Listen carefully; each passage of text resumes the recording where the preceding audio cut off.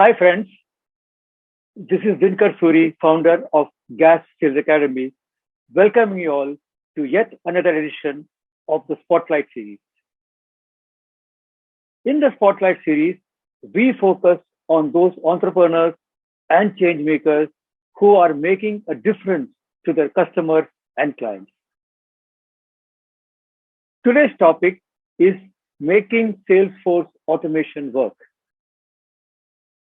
There is no doubt that Salesforce automation has become an integral part of every sales organization in their drive to be more productive and get closer to the customers to provide better customer service. And yet, there are numerous examples of the results of a Salesforce automation project implementation not delivering the optimum results. To talk to us about how Salesforce automation can be made to really work for organizations, we have with us Alok Kumar, the founder and CEO of Astix. Alok is an alumnus of FMS Delhi and has founded Astix in the year 1999 with just 2 people. Today, he has more than 60 people on his roll, serving varied clients from enterprise to SME. Alok's expertise lies in designing, developing, and implementing IT solutions and processes to enable customers optimally utilize information technology as a key enabler and a strategic driver for effective and efficient management.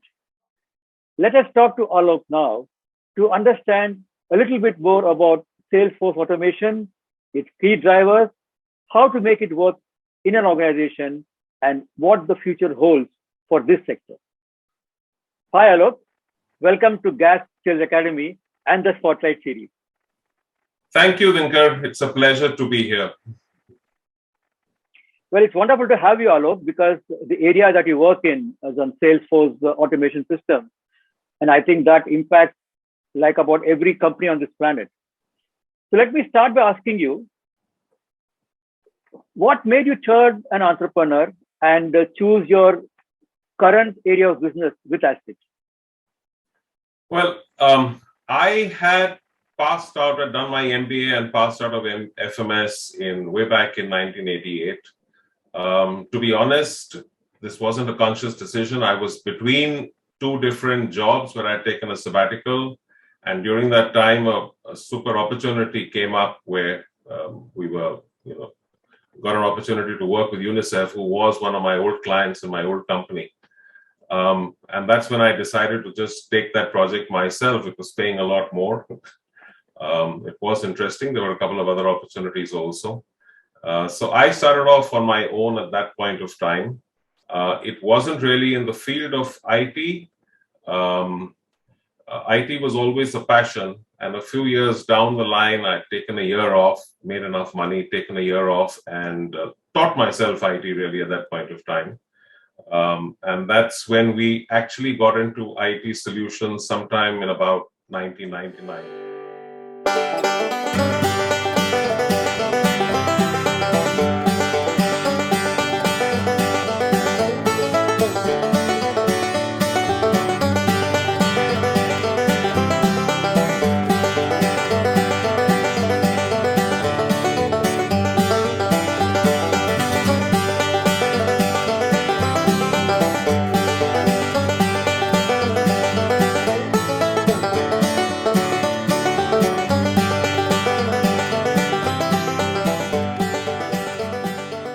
Birth, I guess, of Astix intelligence yes. system.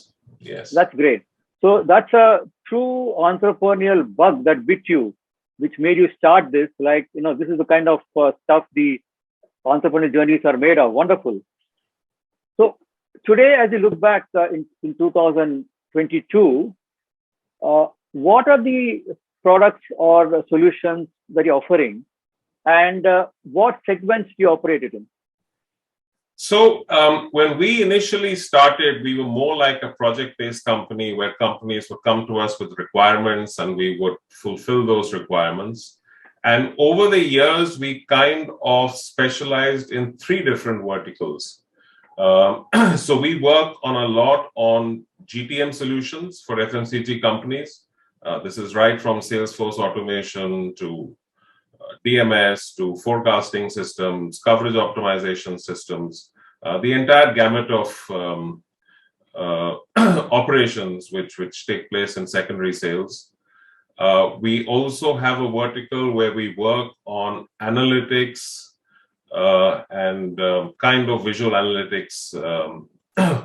And the third one that we do work on is on HR, not connected with sales except in a little indirect way.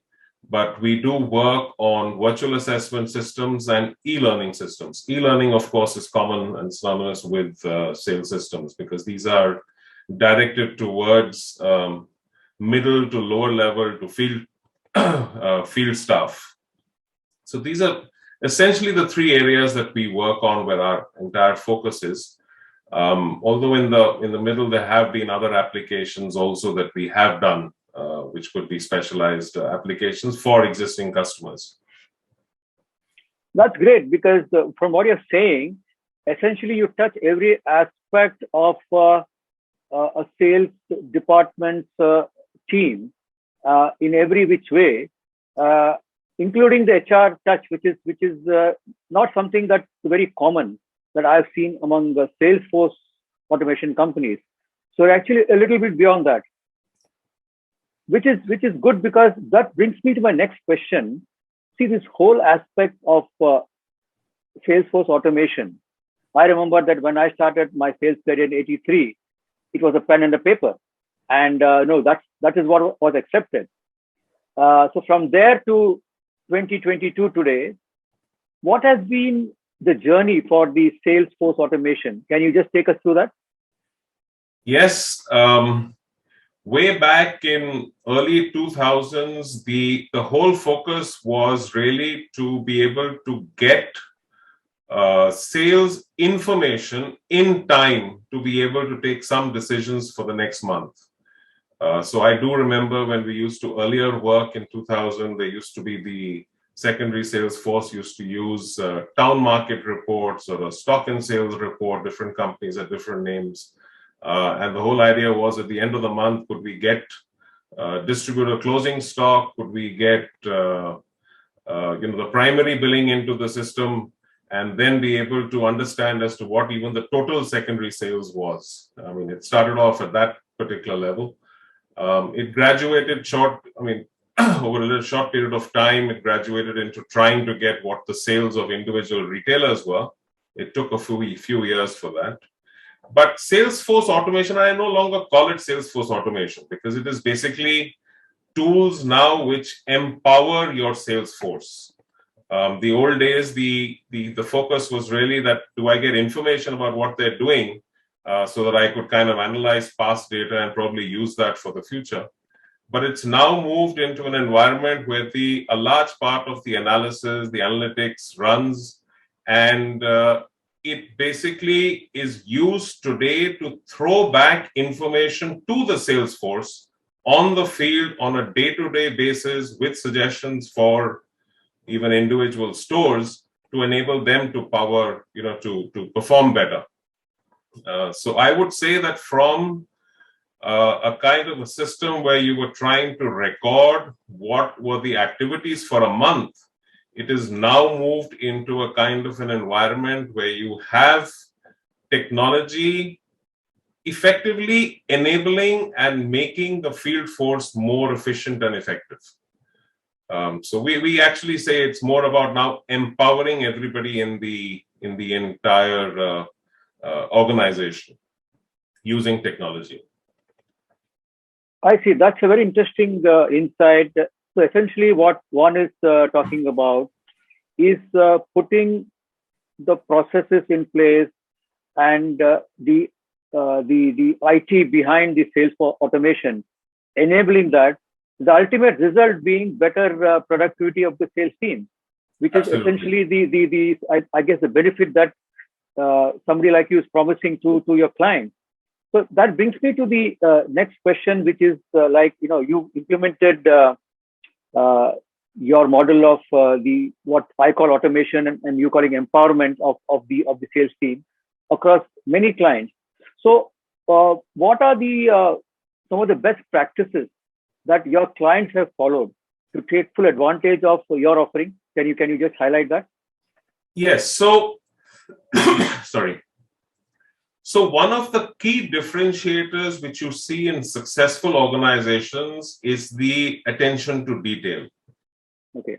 Um, uh, the sales operation is made up of a number of small processes which all come together to actually enable the overall solution. And what happens in some organizations which are not very successful is that they focus on just some of the main processes. So a main process could just be that recording the sales, people just are focused on what is my productivity, what is my distribution, and what is my sales, without looking that there are a number of other steps, a number of small steps which basically enable and empower the sales, the person in the front line, right? It is right from how does the ASM communicate what needs to be done to the field force? How does the supervisor communicate and be able to monitor and track what the field force is doing and be able to advise them and suggest to them what needs to be done? How do you mentor the sales force to be able to effectively win at every store? Because the game is really that how effectively are you able to distribute and optimizing the effort at every single store, not just from a total perspective. Sure. So the one of the key differences is that when you look at successful implementations, and I'm not saying successful is necessarily the big names. There are many small companies which also do it very, very well, where the focus essentially is to empower everybody within the entire field organization, from the regional manager downwards to the last the sales rep who visits the stores, empowering them in a kind of a integrated manner where all the processes are taken into account so that everybody is working on one system. This is one of the major differentiators, right?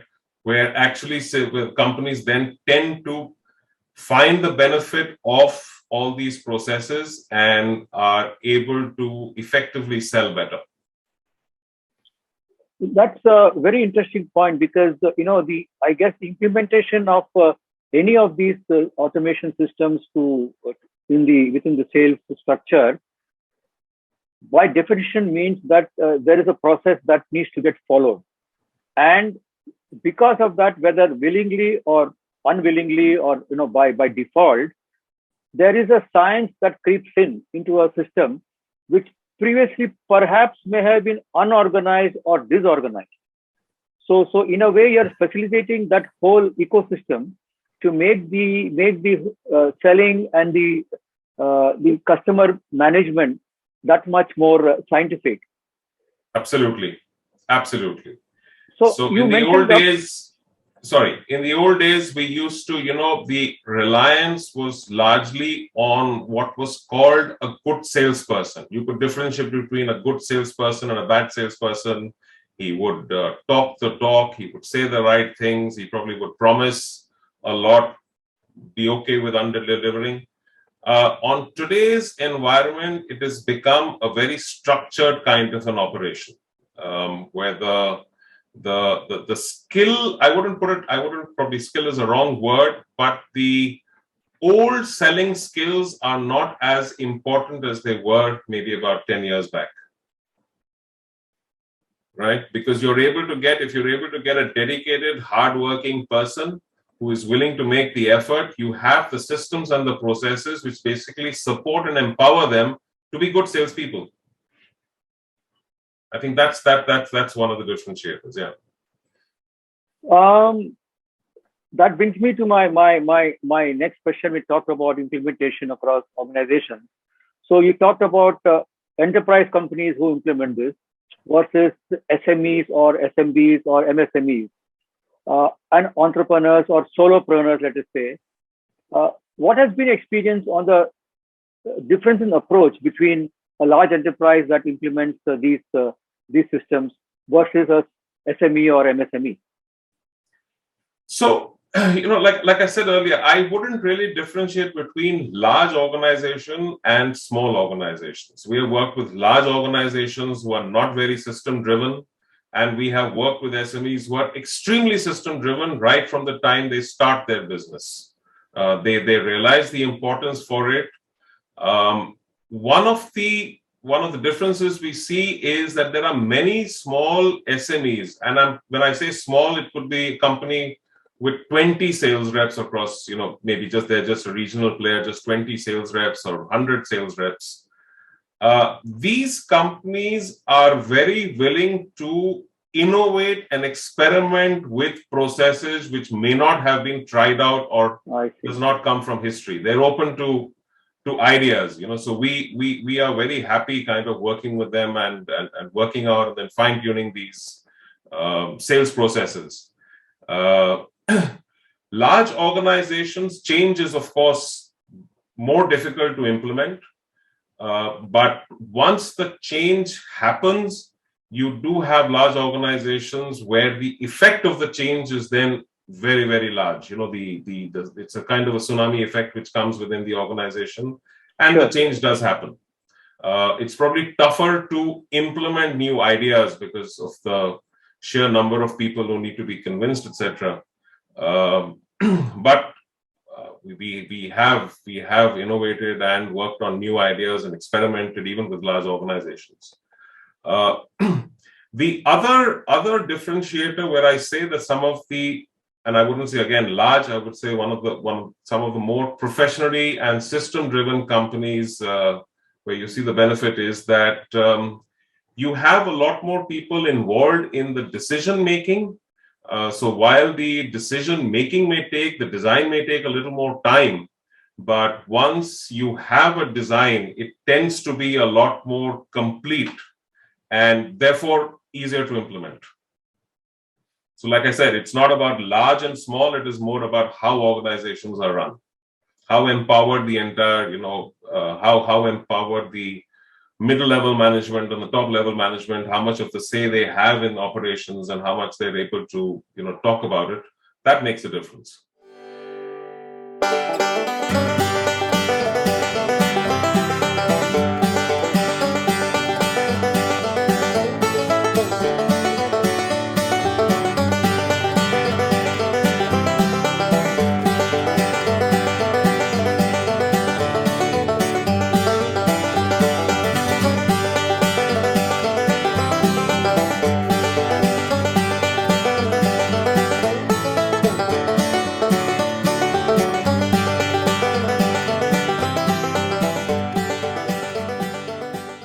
So truly, I think from what you're saying, the entry of a Salesforce automation tool is a catalyst for the entire organization to bring out the best in them if done correctly, if taken in the right spirit, and the change management is taken care of. Do you ever find that you are part of this entire change management process at your client's end while implementing it? Has there been a challenge that you've faced anytime? No, we tend to be partners in the entire design of the change, in the entire solution building before even a single line of code is developed. The idea, the iteration, the discussions, we tend to be part of the entire process. See, when we look at Salesforce automation, I still, it's an old word for me. We look at it more like an empowering kind of an application. What we need to understand is that a client kind of has broad ideas of what they want, or they do have a problem statement, but it is kind of outsiders or people who have had experience with other customers who are able to come and say that here are new ideas that you can think of and you can implement, right? Most certainly, clients do develop on that. So when we have a new idea as to how should a sales suggestion come, how should we decide, for example, that which SKUs we should display for every retailer on the app? right? There were old ways, the algorithms are getting better, the analytics are getting better, and you're able to kind of fine tune those. And that's where clients play a very, very important role. Like I said, it's a constantly evolving kind of a process. Got it. So very, very interesting. And, looking ahead, uh, what are the kind of critical factors, or let me rephrase the question. So that's very interesting. Alok, tell me, what are the critical factors to make this entire Salesforce automation projects work in organizations? So the first thing is just understanding a few points. The first thing is Salesforce automation is not an end by itself. Sure. The Salesforce automation is basically an enabler. It's a means to an end. The end is essentially having a Salesforce work as effectively as they could. And a lot of it that comes from the sales processes which are designed. What are the steps of a call? What is my ways of working? How is review done? How do I analyze data? These are all processes which now have become rather objectified. If my calling is very good, but productivity is poor, these are the action steps to be taken. If I have good productivity, but my lines are not good enough, these are steps to be taken. And it's like I said, it is being objectivized, right? Obviously, there is a human element which does come in over here. So the first thing is, don't take Salesforce automation as an end by itself. It doesn't do anything. Number two, Salesforce automation is not a policing kind of application. We do find many customers, they use Salesforce automation because they want to know, are the Salesforce spending enough time in the field? Are they taking too many gaps between the visits to the different stores? Do they sit at one particular place and probably phone and try to get orders? There are a lot. There are people who want to track that. I want to know every point of time, where is my salesman, how many kilometers he's covered, all the kind of thing.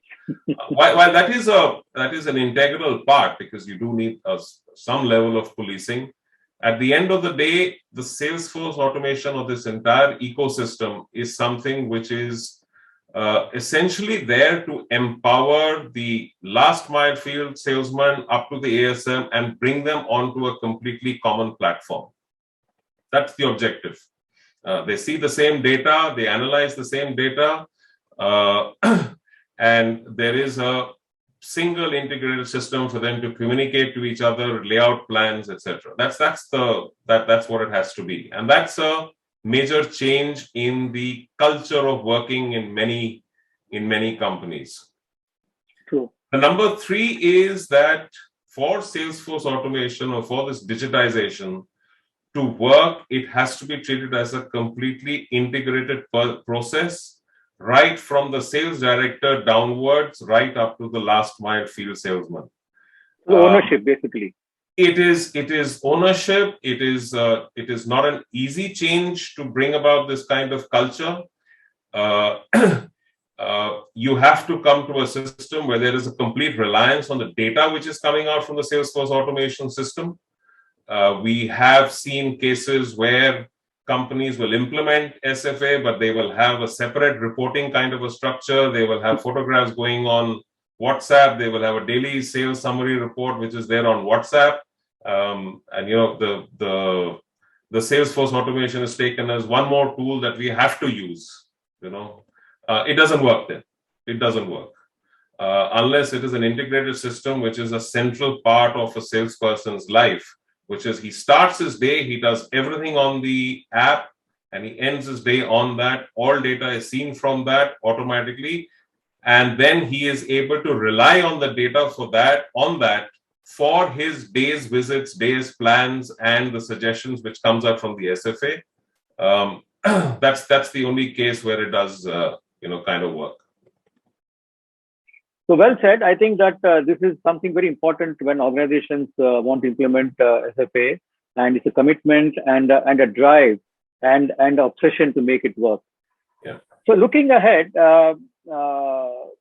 what are the likely new developments in this Salesforce automation space, and what would be your message to businesses who want to automate their sales operations?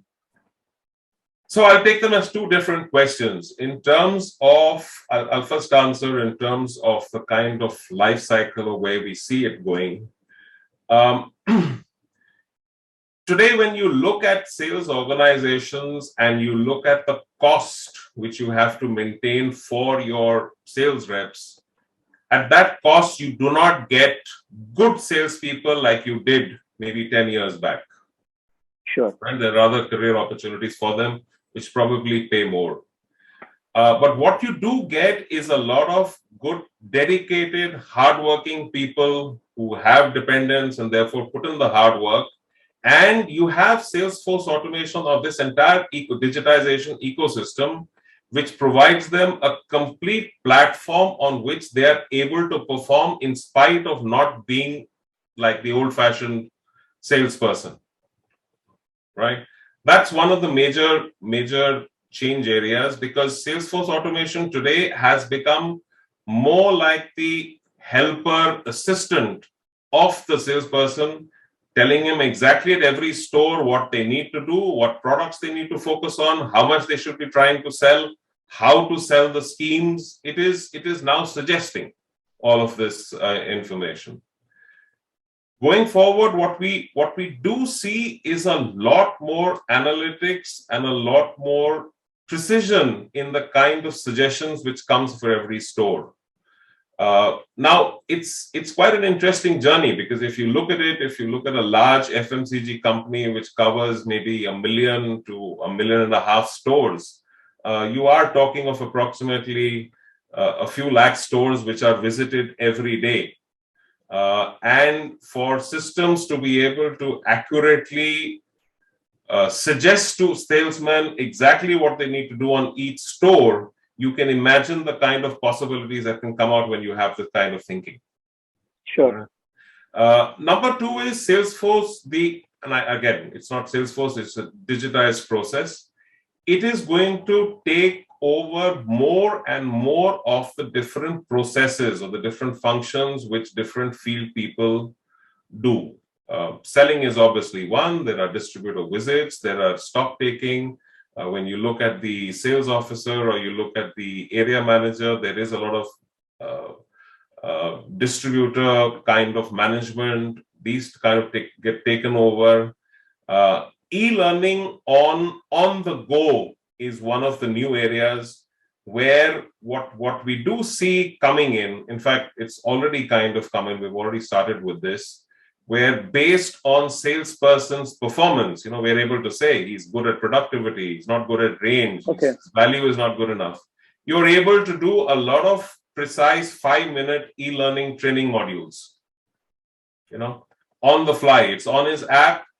The system just comes and shows up, throws up that, would you like to do, run this module? Would you like to read this module? And these are effective, and they tend to be also topped up with some level of coaching by the ASM or the supervisor.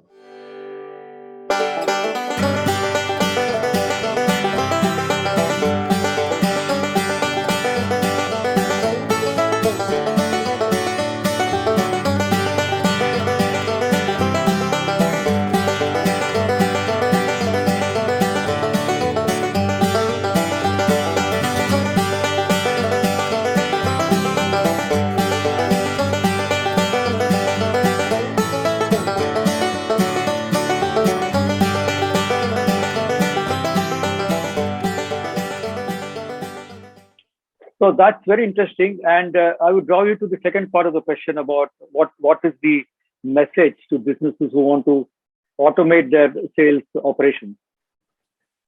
So automation for me, automation and data, the data that you are collecting about your operation, about your field operations on a day-to-day basis, is something you anyway cannot live with. And I'm quite sure any company, even if it does not have Salesforce automation, they do use some level of Excel or some level of analysis to find out what the sale is. Salesforce automation essentially takes away all the drudgery and all the manual work involved with this entire process.